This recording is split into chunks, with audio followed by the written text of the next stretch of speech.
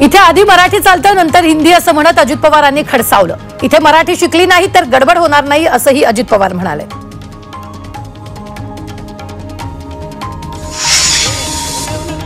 पालघरमधील गुजराती पाट्यांच्या संदर्भात मनसे आक्रमक झाली आहे। पालघरच्या मनसे पदाधिकारी आणि कार्यकर्त्यांनी मुंबई अहमदाबाद राष्ट्रीय महामार्गावरील हालोली इथं अनेक हॉटेलांच्या पाट्या गुजरातीत आहेत।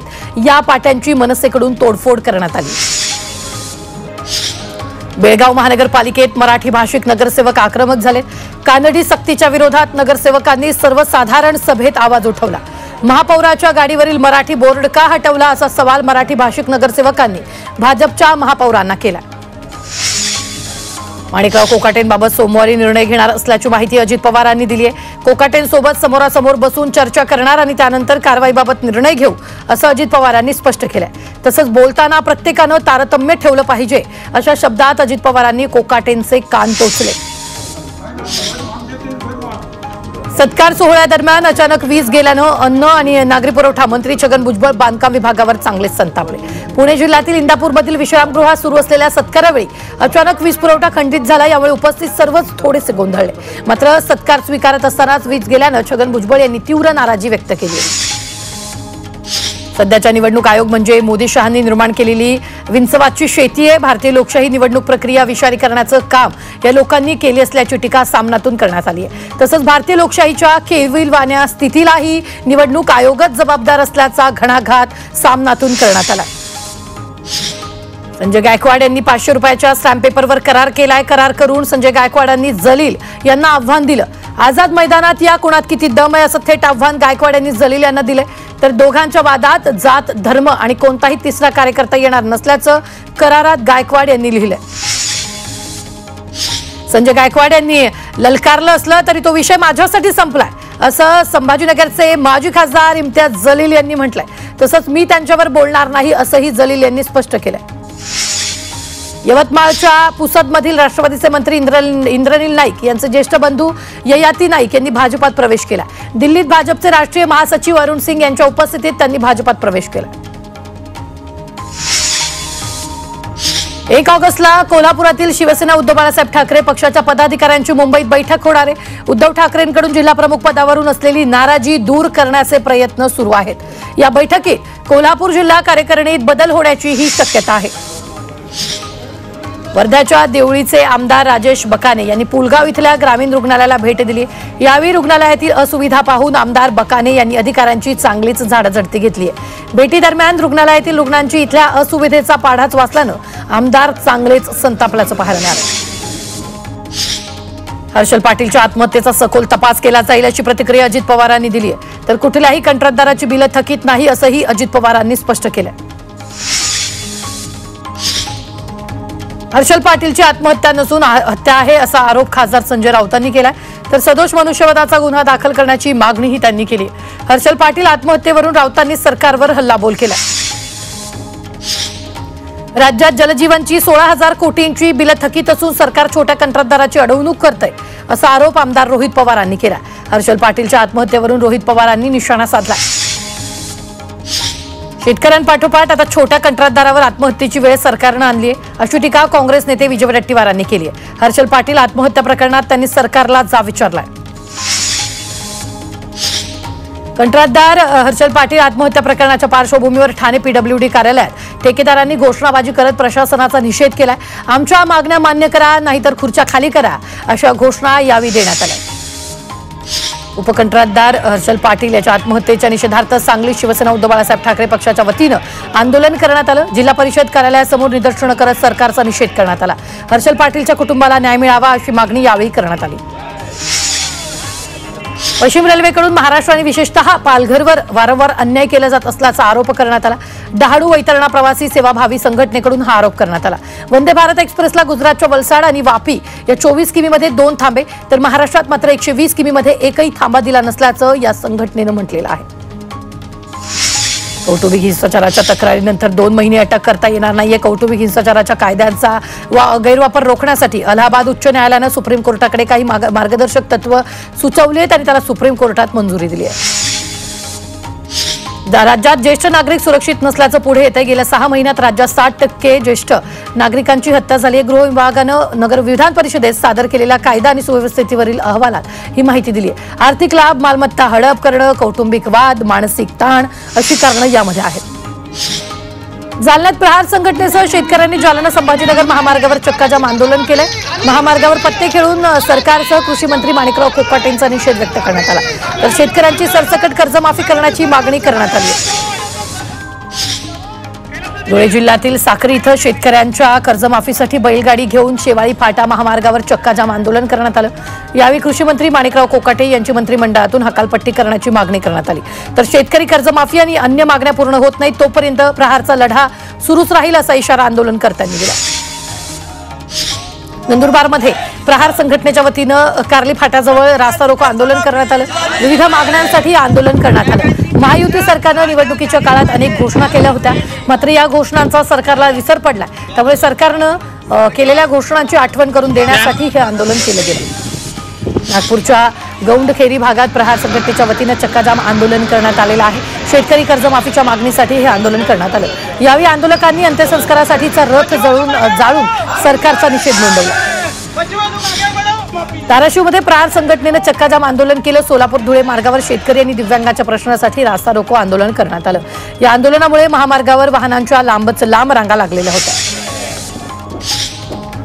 वर्धाच्या कारंजात प्रहारकडून रास्ता रोको आंदोलन करण्यात आलं। शेतकऱ्यांच्या कर्जमाफीच्या मागणीसाठी प्रहारकडून हे आंदोलन करण्यात आलं। यावेळी सरकारविरोधात घोषणाबाजी करत प्रहारच्या कार्यकर्त्यांनी अमरावती नागपूर महामार्गावर महामार्ग रोखून धरला। पुण्याच्या दौंड तालुक्यातील वरवंड इथं प्रहार दिव्यांग क्रांती दौंड ग्रामीणच्या वतीनं रास्ता रोको करण्यात आलेला आहे।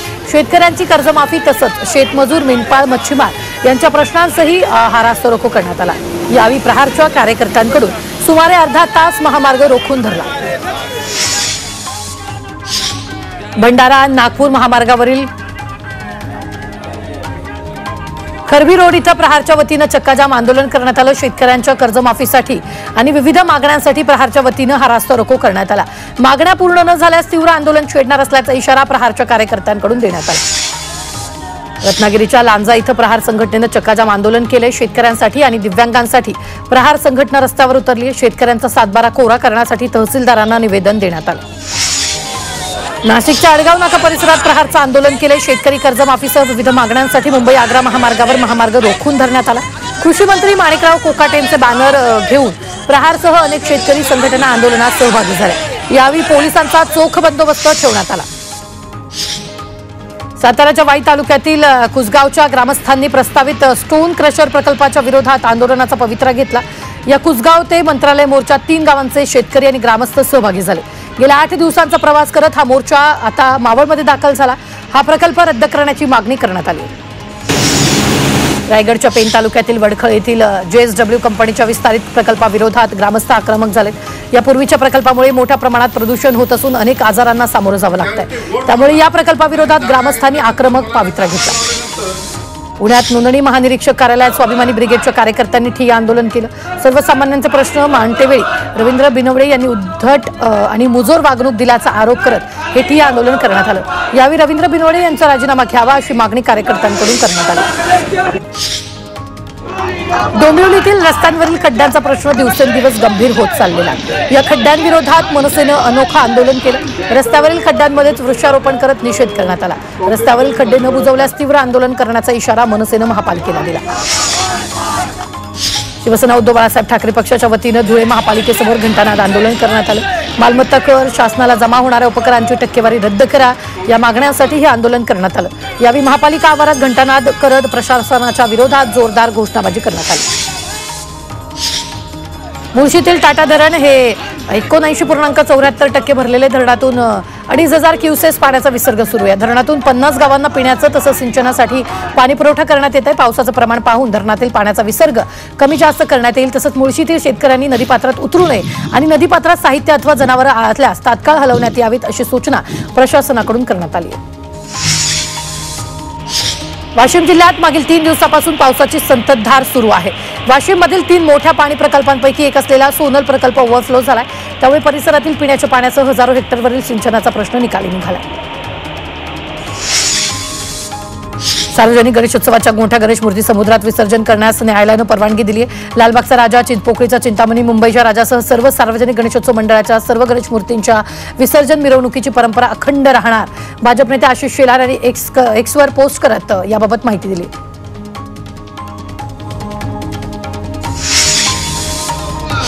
राज्य परिवहन महामंडळानं ऐन गणेशोत्सवाच्या तोंडावर गट आरक्षणाच्या भाड्यात 30% वाढ करण्याचा निर्णय घेतलाय।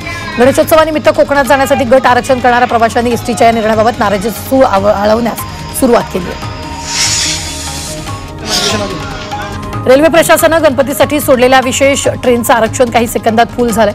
सीएसएमटी आणि एलटीटीवरून सुटणाऱ्या 4 स्पेशल ट्रेनचं तिकीट एका मिनिटात फुल झालंय। वेबसाईटवर रिग्रेटचा मेसेज येऊ लागल्यानं कोकणात जाणाऱ्या प्रवाशांनी नाराजी व्यक्त केली।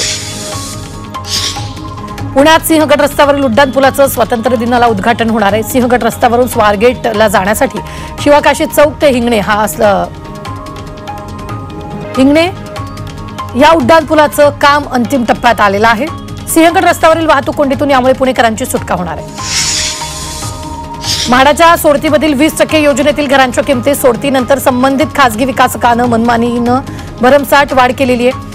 याची दखल घेत म्हाडाच्या दक्षता विभागाने एक परिपत्रक काढून खासगी विकासकांच्या मनमानीला चाप लावला। त्यामुळे आज विक्रेत्याकडून कोणत्याही रकमेची मागणी करता येणार नाही। मुंबईत हाय सिक्युरिटी रजिस्ट्रेशन प्लेटसाठी 22 जुलैपर्यंत 52,50,000 अर्ज आलेत। यातील 25 लाखांपेक्षा जास्त वाहनांना HSRP बसवण्यात आली आहे। तर 2019 पूर्वीच्या गाड्यांना HSRP बसवण्यासाठी 15 ऑगस्ट अंतिम तारीख देण्यात आली आहे। या तारखेनंतर ऑर्डर करणाऱ्या वाहनांना दंड आकारण्यात येणार आहे। नाशिक महापालिकेनं वाहतूक आराखडा आखण्याचा निर्णय घेतलाय। शहरातील वाढती वाहनांची संख्या, अरुंद रस्ते, वाहनतळांची अडचण लक्षात घेता वाहतूक कोंडी फोडण्यासाठी नवीन आराखडा तयार करण्यात येणार आहे। ठाण्यातील खड्ड्यांवरून मनसे आक्रमक झाली आहे। घोडबंदर रोडवर खड्ड्यांमुळे गेल्या 6 महिन्यात 19 नागरिकांचा जीव गेलाय। याबाबत मनसे नेते अविनाश जाधव यांनी सार्वजनिक बांधकाम विभागाच्या अधिकाऱ्यांना जाब विचारलाय। तसंच त्यांच्यासोबत मेजर टेप घेऊन खड्ड्यांची पाहणी केली। अनिल अंबानी समूहाविरुद्ध ईडीनं कारवाई केली आहे। 3,000 कोटी रुपयांच्या गैरव्यवहार प्रकरणी ही कारवाई करण्यात आली आहे। मुंबई आणि दिल्लीत 50 ठिकाणी ईडीनं छापे टाकले। नवी मुंबई गुन्हे शाखेच्या अंमली पदार्थ विरोधी पथकानं मोठी कारवाई केली। राज्यात प्रतिबंधित केलेला तब्बल 3,77,28,000 रुपयांचा गुटखा जप्त केला। या कारवाईत 4 आरोपींना अटक करण्यात आली। मर्सिडीजवर औरा फार्मिंग डान्स करणाऱ्यावर गुन्हा दाखल करण्यात आलाय। खारघर पोलिसांनी याची दखल घेतली असून कार चालक अल्फेज शेख विरोधात गुन्हा दाखल करण्यात आलाय। निष्काळजीपणे गाडी चालवत मुलीच्या जीवाला धोका निर्माण केल्यानं तसंच व्हिडिओ काढून लोकांच्या मनात भीती निर्माण केल्यानं हा गुन्हा दाखल करण्यात आलाय। मुंबईतील समुद्रात पावसाळ्यात मासेमारी करण्यास बंदी असतानाही अवैधरित्या मासेमारी केल्याप्रकरणी कारवाई करण्यात आली आहे। या प्रकरणी 15 बोटींवर कारवाई केली आहे। या कारवाईत 19,64,000चा दंडही मत्स्य विभागानं वसूल केला।